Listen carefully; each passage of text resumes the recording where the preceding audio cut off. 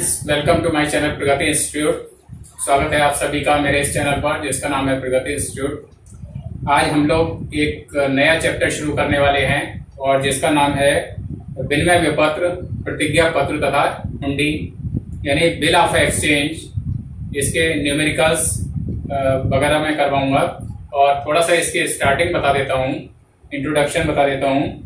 तो विनिमय विपत्र क्या है, क्यों लिखा जाता है, सबसे पहले इस बात को समझ लेते हैं। तो जब कभी विक्रेता किसी ऐसे व्यक्ति को माल बेचता है जिसको वह नहीं जानता है, तो ऐसे व्यक्ति से भुगतान की गारंटी के रूप में वह एक प्रपत्र पर हस्ताक्षर करवाता है और जिस प्रपत्र को हम बिल कहते हैं। तो सबसे पहले जैसे उसने विक्रेता क्रेता को उधार माल बेच देता है और फिर एक बिल लिखता है उस पर, जिसमें कि इस बात का उल्लेख होता है कि क्रेता एक निश्चित अवधि के बाद यानी 2 महीने 3 महीने जैसा भी समय हो, तो उस अवधि के बाद वह विक्रेता को भुगतान कर देगा।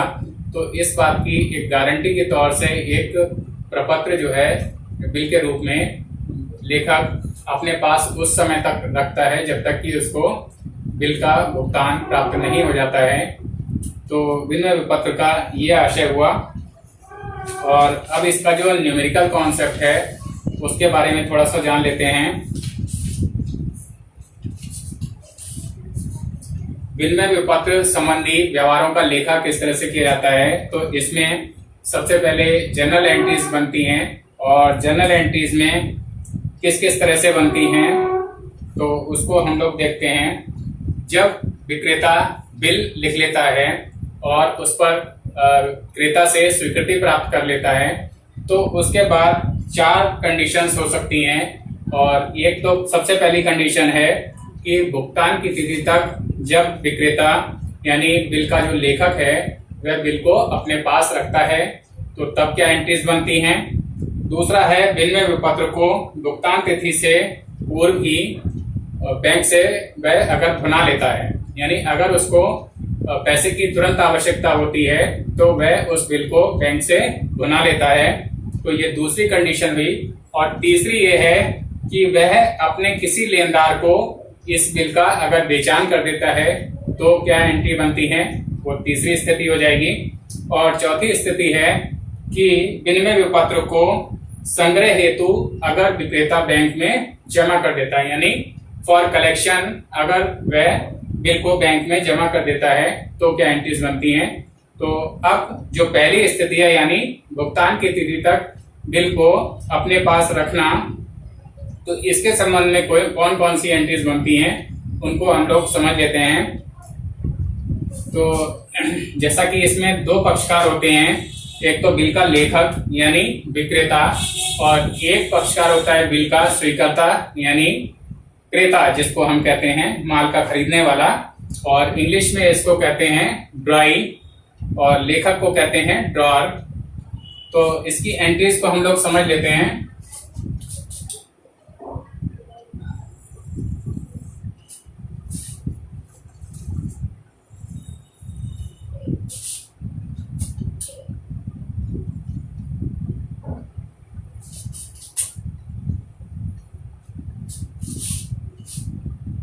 जर्नल एंट्रीज,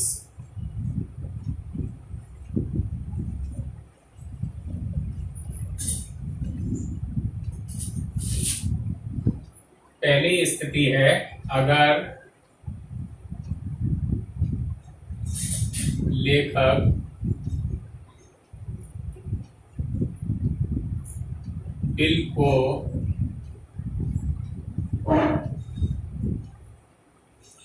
भुगतान तिथि तक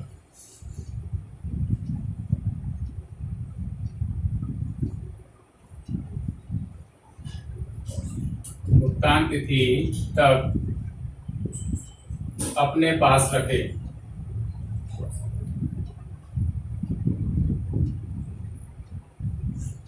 अपने पास रखे तो क्या एंट्रीज बनती हैं। तो इसमें पहला है उधार माल बेचने पर सबसे पहला है उधार माल बेचने पर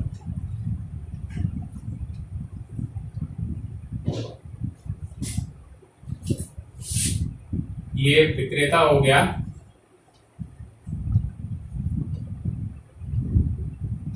इसको हम ड्रॉर कह सकते हैं, DRAWER, और ये क्रेता हो गया, यानी इसको कहेंगे dry.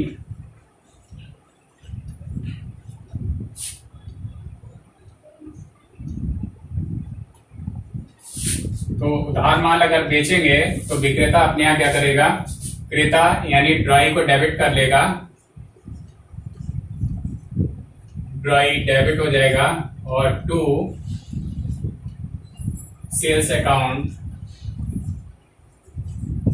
Being goods sold.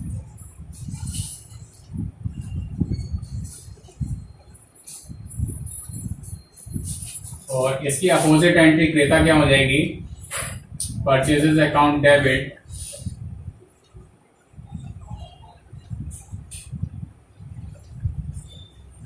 To drawer being goods purchased.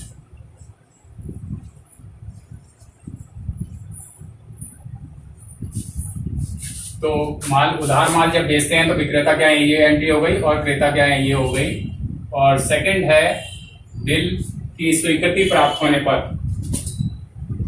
अब जब विक्रेता ने इसका एक बिल लिख लिया तो बिल की जब स्वीकृति क्रेता से प्राप्त हो जाएगी तो क्या एंट्रीज बनेगी, उसको देखते हैं। बिल की स्वीकृति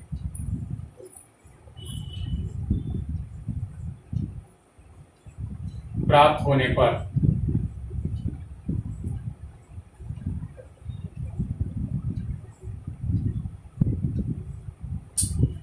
तो इसके लिए बन जाएगा BR अकाउंट डेबिट। इनके लिए विक्रेता के लिए ये बिल BR होगा, यानी bills receivable, BR account debit to drawee, drawee यानी बिल का स्वीकर्ता अर्थात क्रेता,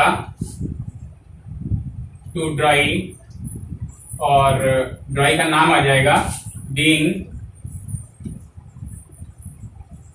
acceptance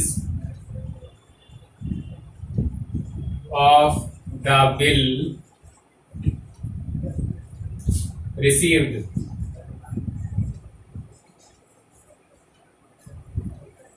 बिल की स्वीकृति प्राप्त होने की ये एंट्री हो जाएगी।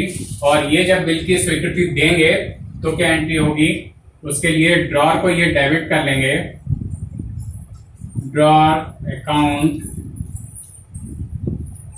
इसके आगे अकाउंट नहीं लगाएंगे,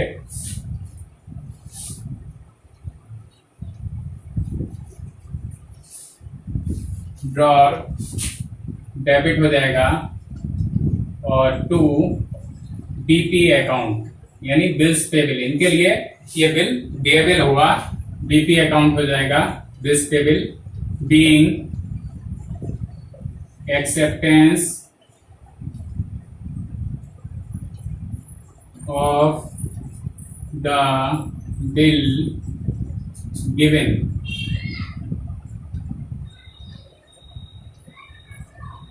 गिवन हो जाएगी। तो ये बिल की स्वीकृति देने की इनका एंट्री हो जाएगी और बिल की स्वीकृति प्राप्त करने की इनका एंट्री हो जाएगी। अब तीसरा है जब बिल का भुगतान, बिल का भुगतान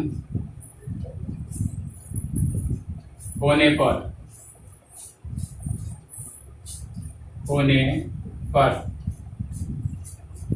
अब जब बिल की ड्यू डेट आएगी, बिल की भुगतान तिथि आएगी, तो इनको बिल प्राप्त होगा, बिल का भुगतान प्राप्त होगा विक्रेता को। तो ये अपनी एंट्री करेंगे, cash account debit to DR account. DR इनके पास से चला जाएगा और इनको बिल का भुगतान प्राप्त हो जाएगा। Being payment of the bill received. Received को शॉर्ट में RECD लिख देते हैं। ये हो गया। और ये बिल का भुगतान करने की अपनी एंट्री करेंगे।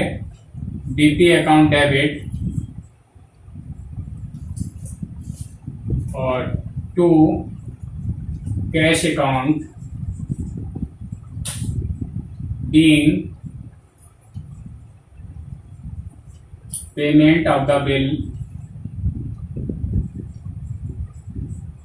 of the bill made।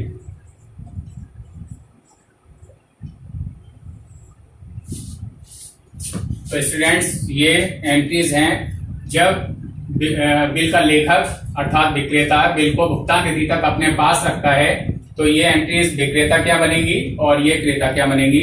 अब इसको एक न्यूमेरिकल के माध्यम से समझ लेते हैं। वेल स्टूडेंट्स, तो ये न्यूमेरिकल है तो इसको समझ लेते हैं। अतुल ने अनिल को 15 मार्च 2015 को रुपए 5000 का माल बेचा।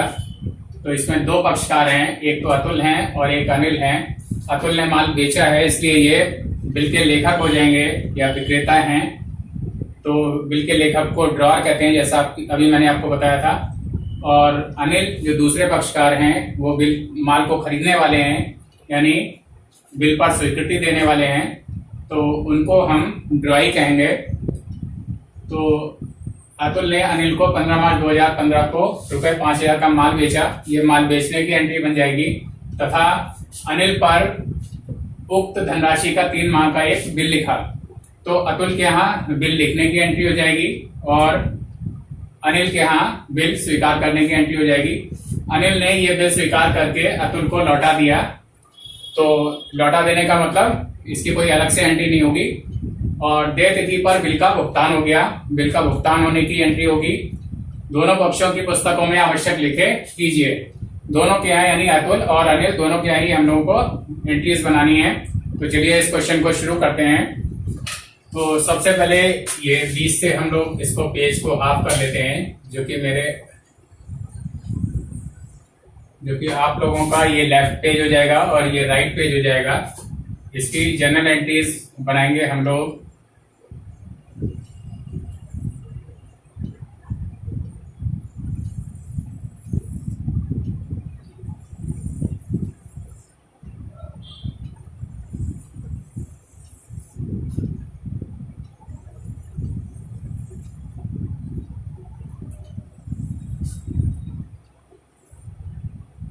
अब अतुल चूंकि विक्रेता हैं यानी ड्रॉई हैं, तो उनका यहां पर लिख लेंगे in the books of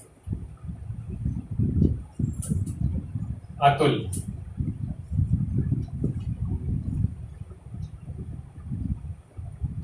Atul bracket में इसको हम ड्रॉअर भी लिख सकते हैं अपनी याददाश्त के लिए। कॉलम्स के नाम लिख लेंगे जो जनरल के कॉलम्स होते हैं। डेट, पर्टिकुलर्स,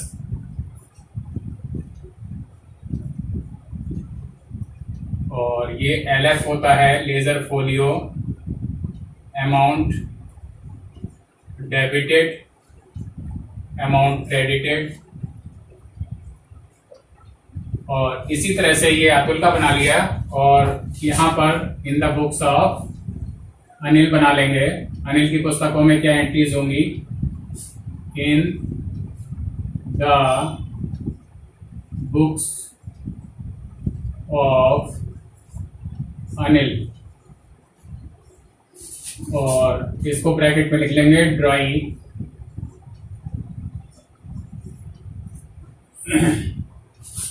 कॉलम्स बना लेंगे।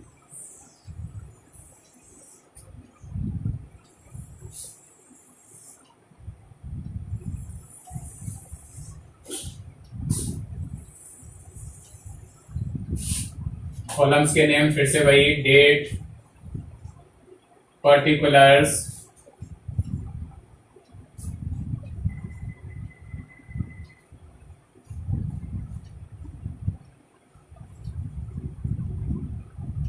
Laser folio, amount, debited, amount credited. Amount को शॉर्ट में AMC लिख लेते हैं। अब क्वेश्चन को शुरू करते हैं।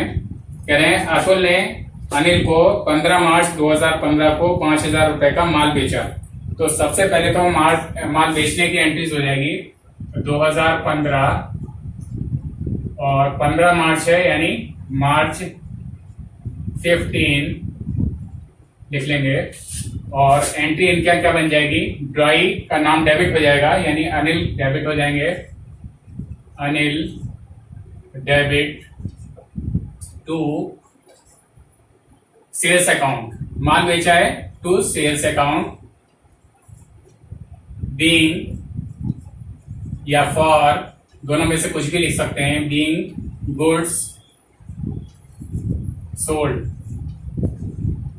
और इसका अमाउंट हो जाएगा 5,000 रुपए का माल बेचा था, 5,000 रुपए आ जाएंगे, ये 5,000 हो जाएगा। अब इसकी अपोजिट एंट्री अनिल के यहाँ यानी ड्राई के यहाँ हो जाएगी। फिर से अब ये हमारा राइट पेज है, ये लेफ्ट पेज है। अपनी कॉपी के लेफ्ट पेज पर एक पक्षकार की पुस्तकें बनाएंगे और राइट पेज पर जो है दूसरे पक्षकार की बनाएंगे। तो इसमें भी डेट डाल लेंगे 2015 मार्च 15 हो गया, 15 मार्च। अब इसमें क्या हो जाएगा, परचेजेस अकाउंट इनका डेबिट हो जाएगा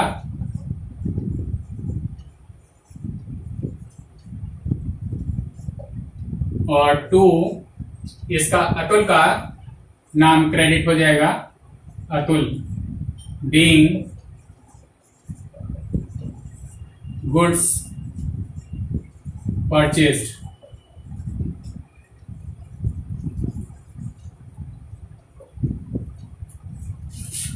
और अमाउंट इसमें भी वही 5,000 रुपए की आ जाएगी। अब इसके बाद आगे कह रहे हैं कि तथा अनिल पर उक्त धनराशि का 3 माह का एक बिल लिखा। अतुल ने बिल लिखा अनिल पर, तो इसमें जो है सेम डेट आ जाएगी यानी मार्च 15, फिर से वही आ जाएगी क्योंकि इसमें अंतर नहीं है, उसी दिन की बात है। तो बिल लिखने की अब एंट्री क्या बन जाएगी, BR debit, BR account debit यानी बिल्स रिसीवेबल कहते हैं BR को। तो BR अकाउंट डेबिट और टू अनिल बीइंग या फॉर कुछ भी लगा सकते हैं, being acceptance of the bill received.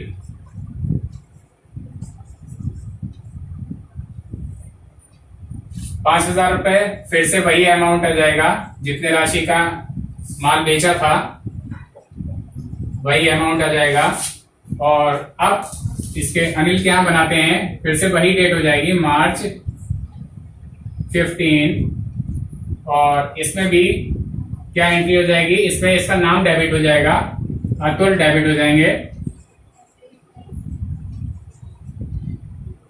To BP account यानी bills payable account being acceptance of the bill given।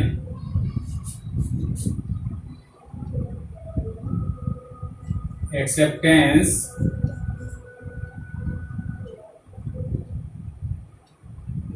of the bill given या बिल एक्सेप्टेड, कुछ भी लिख सकते हैं, acceptance of the bill given. और इसमें भी अमाउंट वही 5,000 रुपीज हो जाएगा।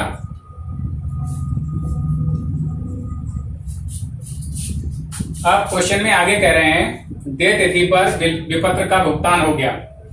दे तिथि यानी अब हमें इसकी जो ड्यू डेट है वो कैलकुलेट करनी पड़ेगी। तो जैसा कि आपको पता था कि ये बिल जो है 3 माह की अवधि के लिए लिखा गया है और 15 मार्च को लिखा गया है। तो 15 मार्च से 3 महीने हम आगे गिन लेंगे, जो कि हमारे 15 मार्च के बाद 15 अप्रैल, 15 मई, 15 जून। तो 15 जून को हमारे 3 महीने समाप्त हो रहे हैं और उसमें 3 दिन अनुग्रह दिवस के रूप में आगे जोड़ लिए जाते हैं, यानी कि डेज ऑफ ग्रेस जिनको इंग्लिश में कहते हैं। तो 15 जून वैसे डेट आ रही थी, लेकिन उसमें 3 दिन अगर हम आगे जोड़ लेंगे तो 18 जून ये हमारी देय तिथि आ जाएगी। जून 18 ये हमारी देय तिथि आ गई और इस देय तिथि पर बिल का भुगतान हो गया, यानी इसको बिल का भुगतान प्राप्त होगा क्योंकि देय तिथि तक इन्होंने बिल अपने पास रखा है। तो इनके भुगतान प्राप्त होने की एंट्री आ जाएगी cash account debit to BR account. Bills receivable इनके पास से चला जाएगा और इनको बिल का भुगतान प्राप्त हो जाएगा। Being payment of the bill,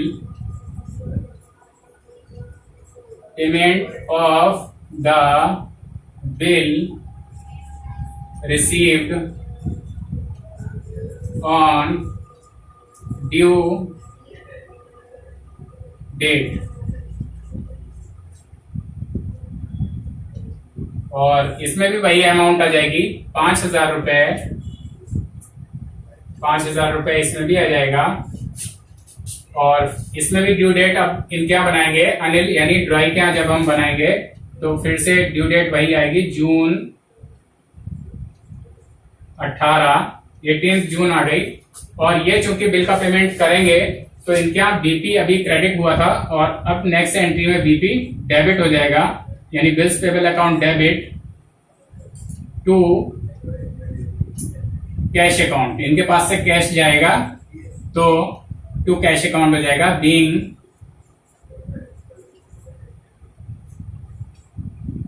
payment of the bill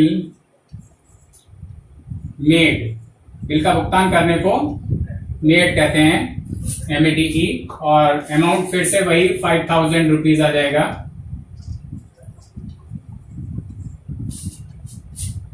तो स्टूडेंट्स ये एक न्यूमेरिकल था जिसको मैंने आपको सॉल्व करके बता दिया। और इसकी स्थिति क्या थी कि जब भुगतान तिथि तक लेखक बिल को अपने पास रखता है, तो इस स्थिति में ये न्यूमेरिकल मैंने आपको बना के बता दिया। उम्मीद है आपको ये समझ में आ गया होगा। और अगर फिर भी इस वीडियो में या कोई भी चीज आपको समझ में नहीं आती है, कोई डाउट है, तो उसको आप नीचे कमेंट बॉक्स में लिखकर मेरे से पूछ सकते हैं या इंस्टाग्राम पे भी फॉलो कर सकते हैं। और अगर अब तक आप लोगों ने मेरे चैनल को सब्सक्राइब नहीं किया है तो सब्सक्राइब कर लें, जिससे आपको सभी नोटिफिकेशंस सही समय पर और सबसे पहले मिलते रहें। तो अपने इस वीडियो को मैं यहीं पर एंड करता हूं। Thank you.